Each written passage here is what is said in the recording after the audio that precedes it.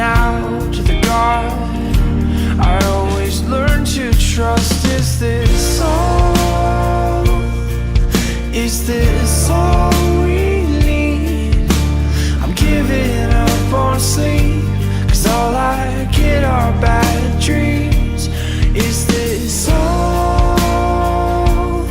Is this all we need?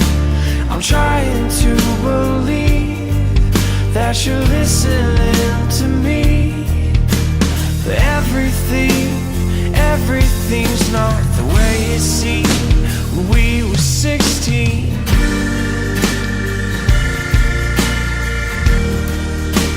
When we were 16.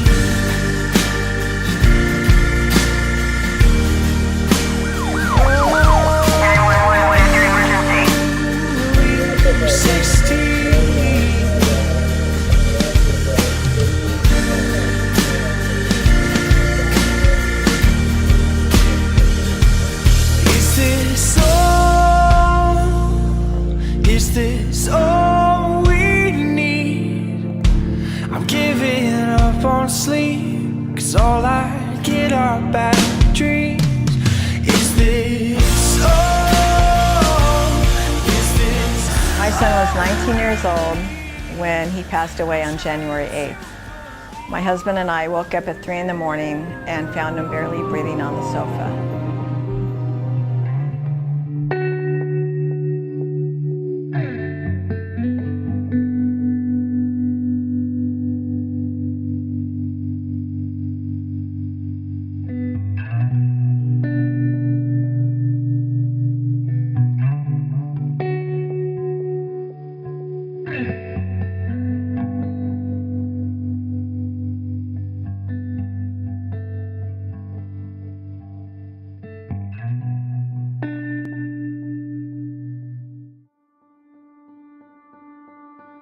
Aaron's story was typical. Young man, successful high school athlete, talented high school football player. Aaron overdosed on Oxycontin and prescription pills October 9th, 2005. And he was in a coma for 3 weeks. We were planning his funeral. Because of the overdose, he is now quadriplegic. He understands everything, and he communicates by using his hands and fingers, 1 finger for yes and 2 fingers for no.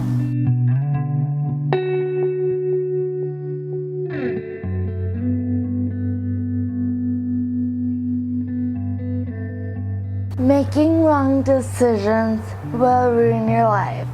I almost died in 2009. My name is Asia Armour. I went to a private high school. I was on varsity cheerleading. But when I was 18, I overdosed on ecstasy.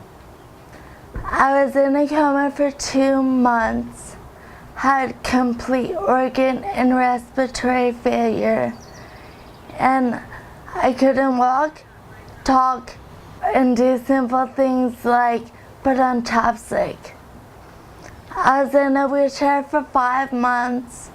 I was in a cane for 3 and a walker for 2. I'm 2 years into my rehab, and I'm still going through rehab. I can't dance, I can't run, and my speech is slow.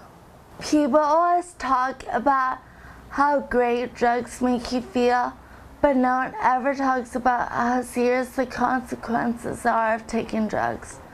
I thought I was invincible, that nothing would ever happen to me, but it did. My entire life has changed because of the choice I made to swallow a tablet of ecstasy. No matter what, it's not worth it. I was having fun with my friends one night, and that one night changed my entire life, and I'm young. It happened when I was 18, and I have to live with the choices I made for the rest of my life. I have problems speaking, I have a difficult time getting a job because of my speech. I lose balance, I run into walls. My arm can't bend all the way. It's really not worth it in the long run. So just don't do it no matter how cool someone says it is, because in reality it's not. Before I started using, I was extremely involved in high school. I was on student government. I was a varsity song captain. I was in philanthropic league. I graduated high school with a very high GPA and scholarships, and with the honors and leadership. I was very, very involved. I found alcohol and ecstasy when I was around 17 years old, and it took about 3 months until I was doing heroin. My disease escalated quickly. I wanted to try everything and anything. They all had a different effect. They all allowed me to feel and do different things, and I was curious. I was very undereducated. I did not know what I was getting myself into. I was a cheerleader, soccer player on like a national league, and I ended up getting kicked off the cheerleading squad. A few months later, I ran away from home, and I put a lot of blame on my parents. I was skipping school a lot. All sorts of really bad things happened, but none of them, in my mind, were a sign that I needed to stop. Pretty soon that started to progress to the point where I couldn't go to school anymore. I could never go to my classes at the University of Georgia, hardly. Kept withdrawing, and I would say, no, next semester, I just need a break. I always get annoyed when we're talking about marijuana because that was my drug of choice. And what I see too often to this day, especially, is that it's so minimalized, like it's not a big deal, it's not a problem. It's the gateway drug. It's between alcohol and heroin that marijuana is there so prevalent. I used to think it was a bunch of crap, the whole part with gateway drugs, alcohol, marijuana and stuff, but it's true. All the drinking led me with a needle in my arm. Between the age of 13 and 18, I went from pot to alcohol to prescription drugs such as Valium and Xanax, hydrocodone, Vicodin, that type of thing, Percocet. And at 18, a friend of mine introduced me to heroin. I've been playing football my whole entire life, so I've kind of been a jock, if you want to call it that. I love sports. I love being active. I had good people surrounding me, which was awesome. People telling me, you're going to go far, you're going to do things, which was something I needed, and I think we all need that. But it was around junior year that I started experimenting with marijuana. I started smoking pot when I was 16. Senior year came around, and football season got done, and my friend was like, hey, you want to go to a rave? And I'm like, a rave? What?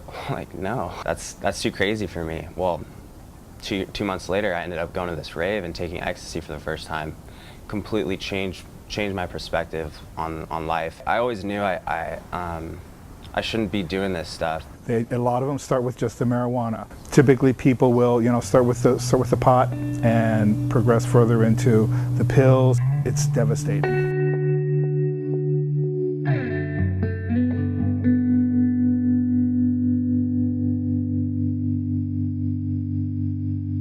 I didn't think girls like me went to prison. I'm from South Orange County. I was 21 years old. I was a good student. I went to college. I don't belong in prison. I didn't know anything about it. I didn't know anyone who'd been to prison, especially not girls. And, it was a big eye-opener for me. At first, just smoking weed, drinking, taking pills when I could get them, and ended up overdosing multiple times. Ended up in rehab when I was 14. And ultimately, I got hooked on heroin and was shooting heroin for 2 years. I was able to maintain college for a year, and then once my using got serious, I lost control, basically. I was failing all my classes. I wasn't showing up for family events. I basically drove my car till it blew up. I lost all my jobs that I had had. I was in an abusive relationship with my ex-boyfriend who I used with. And to me, the biggest thing I lost was myself. To anyone out there who's considering doing drugs because they want you know, a sense of identity with people, it's not the way to do it, because no one is who they really are when they're high. And the party never changes, it never gets different. It's the same thing over and over again, and you're reaching for this sense of I belong, but you never quite get there. As the whole purpose of me drinking and using the way I was because I wasn't fitting in. But little did I know that the more and more I drank, the more I used, the further apart from society, the further apart I was pulling myself from fitting in with these people anyway. I started using OxyContin at 15 years old, and before I knew it, I couldn't stop.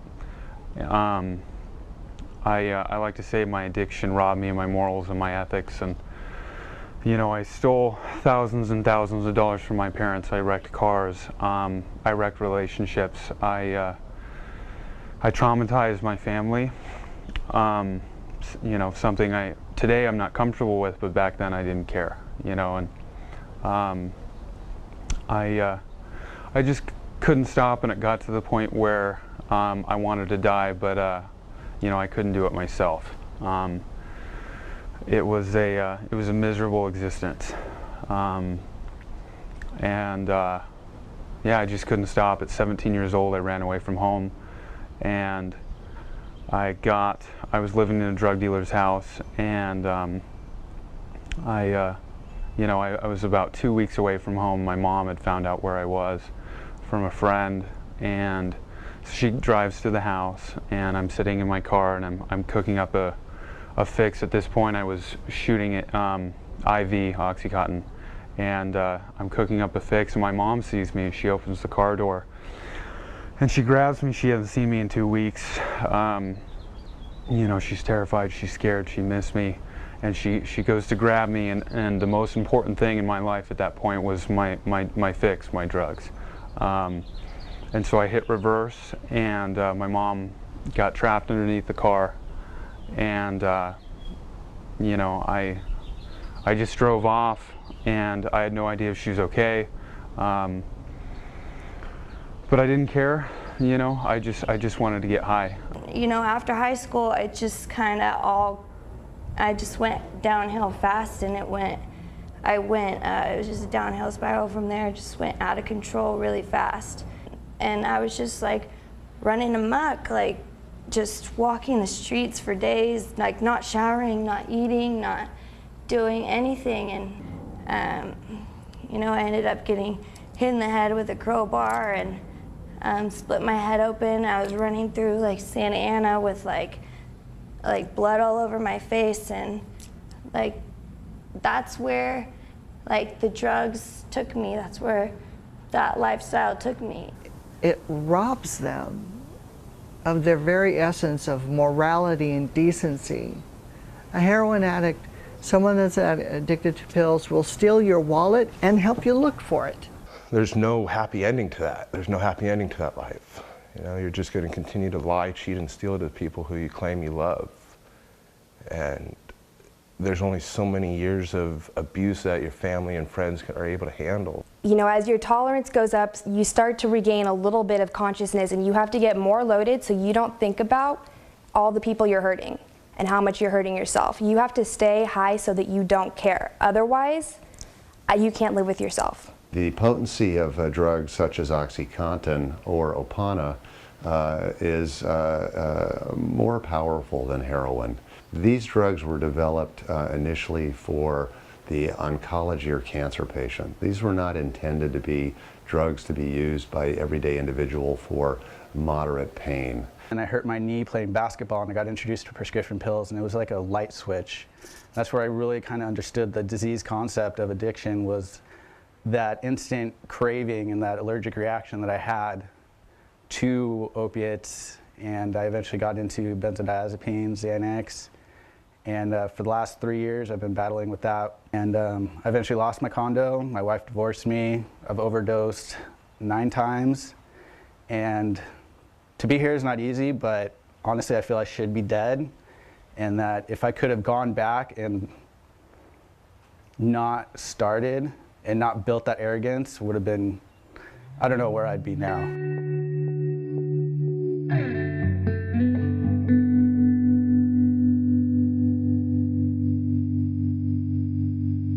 What it became was dependency. What it became was, at 14, being on the street. What it became was losing absolutely everything that I had. I became a junkie at 14. I started my criminal career at 14.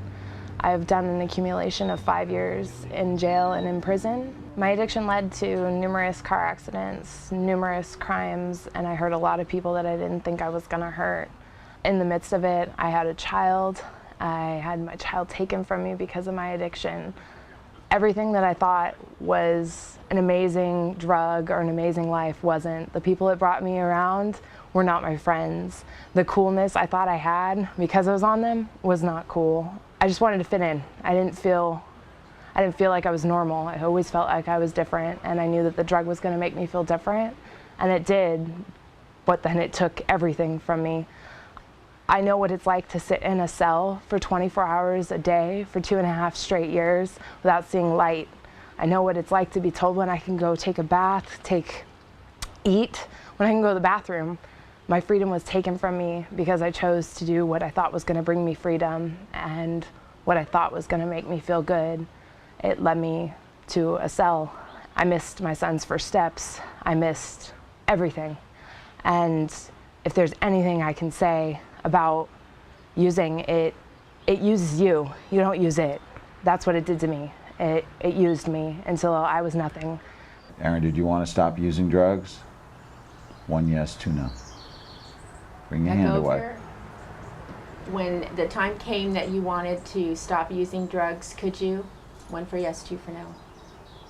And I think that's the most important thing that kids need to understand, is that Oxycontin, ecstasy, and all the hardcore drugs and pills that you're taking change your brain so dramatically quickly that you become an addict. Maybe not the first time, maybe not the 5th time, but it's not if, it's when. And even when someone like Aaron wants to stop using, it's very, very difficult to stop. These are respiratory depressants. They cause the brain to tell the lungs to stop breathing. You're at risk for having loss of oxygen to the brain. You're at risk for vomiting and breathing in or aspirating the vomit and obstructing your lungs, again leading to loss of oxygen to your brain. And so there are many kids on life support. There are kids that have died. There are kids that are unfortunately scarred for life. And if I had one word to tell a teen, I would say just say no. Stay away from these things. I've lost 6 friends to overdoses in the past less than a year. And that was heartbreaking